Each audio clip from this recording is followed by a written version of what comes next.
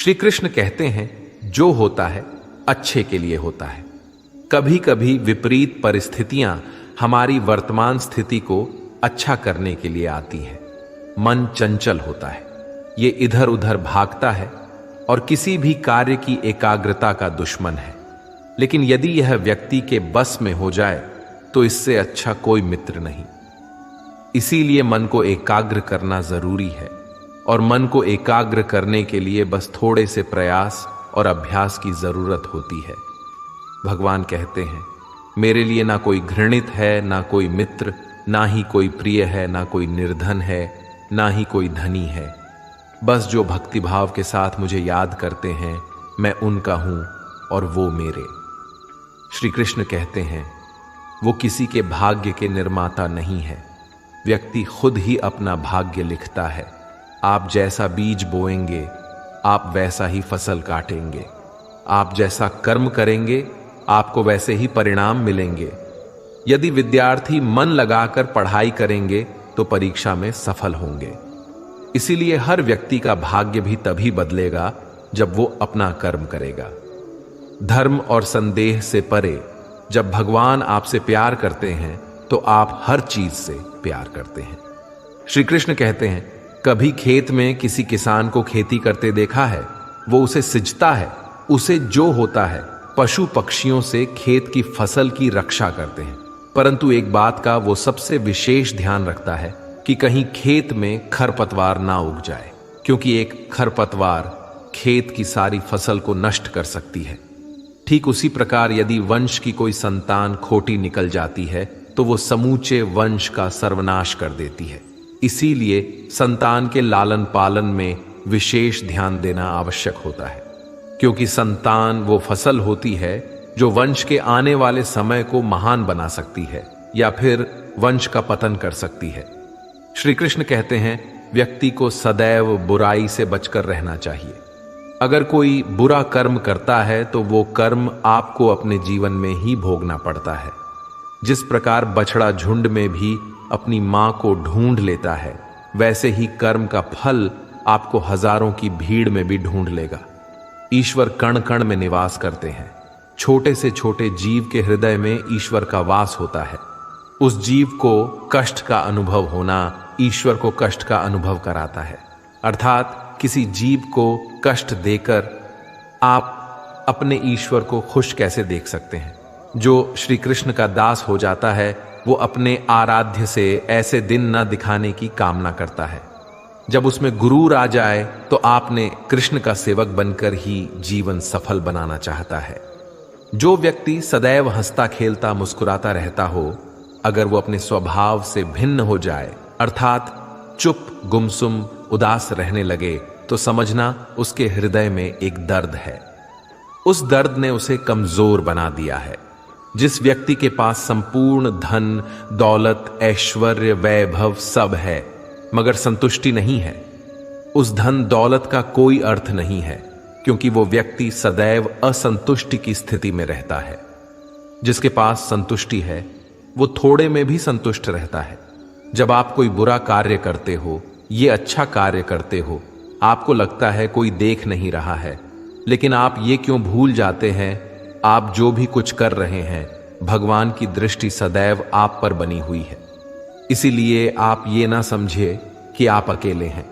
भगवान सदैव आपके साथ होते हैं। कहते हैं, मन के हारे हार है और मन की जीते जीत।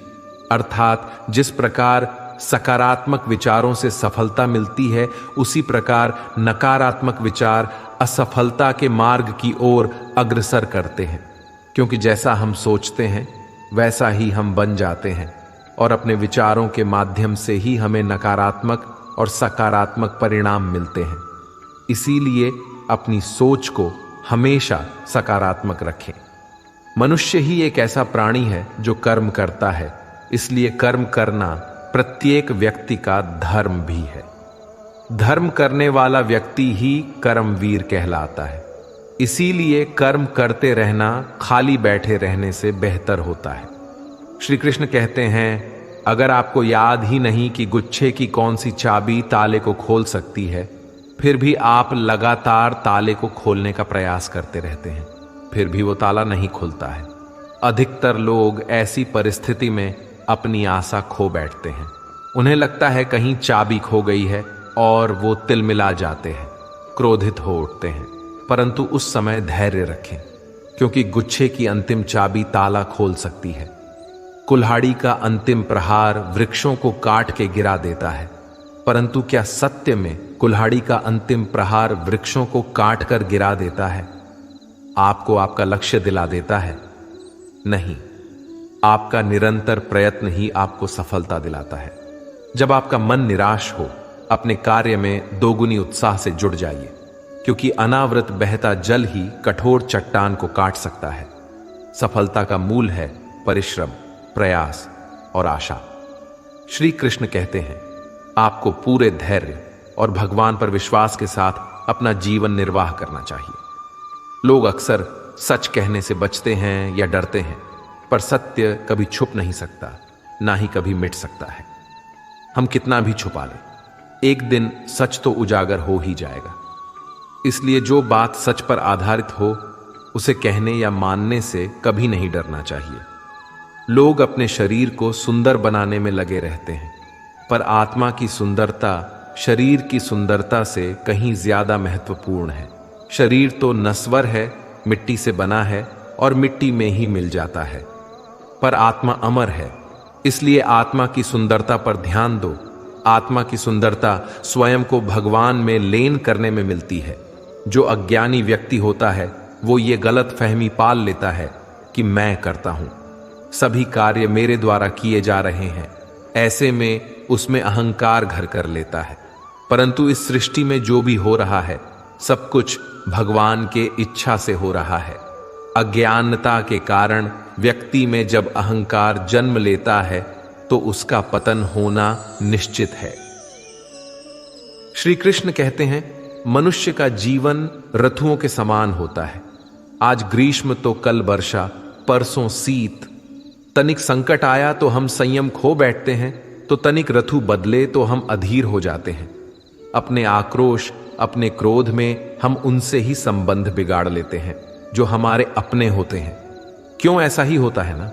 हमें लगता है कि हमारे अपने हैं, फिर से मना लेंगे। परंतु स्मरण रखिए, सादा ऐसा करना संभव नहीं होता। सागर की उछलती लहरों को तट सहता है, और यदि तट ही टूट जाए तो बाढ़ आ जाती है। हमारे संबंध दूध की भांति होती है। दूध तप कर उबल सकता है, परंतु यदि उसमें खटास आ जाए तो फट भी जाते हैं, और फटे दूध को चाहे कितना मत लो, उसमें से मातम नहीं निकलेगा। इसलिए अपने संबंधों को संभाल कर निभाना चाहिए। श्री कृष्ण कहते हैं, जो व्यक्ति अपने अहंकार से भारी हो जाता है, जिसमें अभिमान भर जाता है, वो उस पत्थर की भांति हो जाता है, जो भारी होने के बावजूद भी नदी की धारा में डूबकर अपना अस्तित्व खो देता है।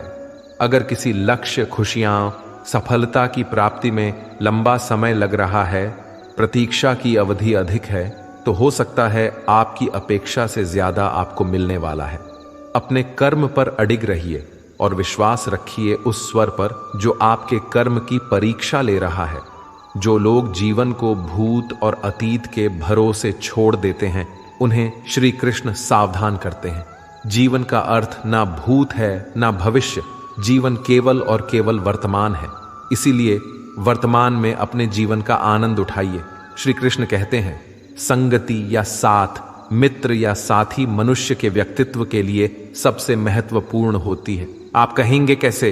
मनुष्य अपने व्यक्तित्व के लिए उत्तरदायी होता है, परंतु मनुष्य संगति में ना चाहते हुए भी उसका व्यक्तित्व संगत की भांति हो जाता है।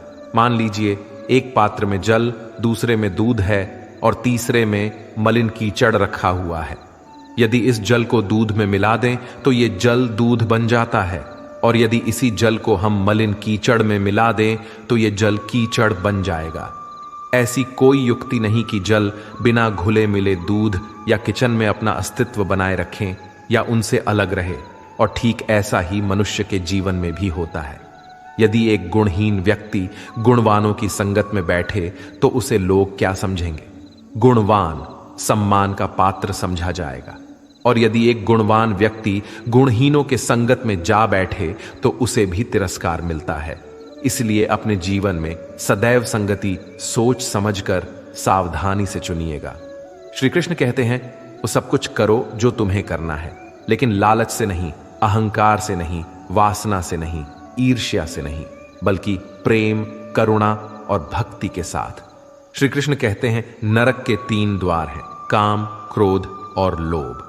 जो व्यक्ति कामी प्रवृत्ति का होता है, जिसके मन में लोभ होता है और जो अत्यधिक क्रोधी स्वभाव का होता है, उसके लिए नरक के द्वार सदैव खुले होते हैं।